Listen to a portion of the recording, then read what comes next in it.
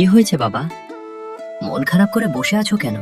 আজ একজন অতিথি আসবেন বাবা, কিন্তু ঘরে তো কোনো খাবার নেই। কি করে যে অতিথিকে আপ্যায়ন করি? এখন কি করবে বাবা? অতিথি কি আজই আসবেন?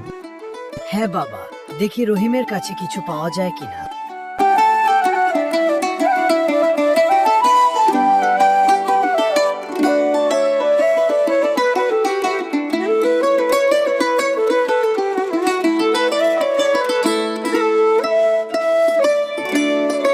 কি ব্যাপার করিম ভাই, মন খারাপ মনে হচ্ছে। ঘরে অতিথি আসবে কিন্তু চাল নেই। কিছু চাল ধার দিতে পারবে? আচ্ছা, এই ব্যাপার, দাঁড়াও, এগুলো নিয়ে যাও। অনেক ধন্যবাদ ভাই, খুব খুশি হলাম। আরে ঠিক আছে ঠিক আছে।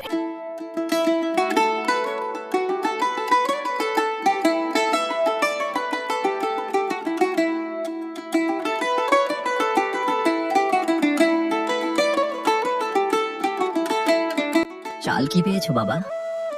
হ্যাঁ, এবার চলো রান্না শুরু করতে হবে।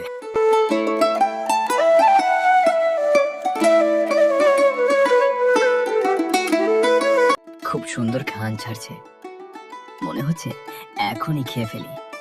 আরে খাবে খাবে, আগে রান্নাটা তো হোক। বাহ, খাবারের গন্ধে তো জিভে পানি এসে গেল।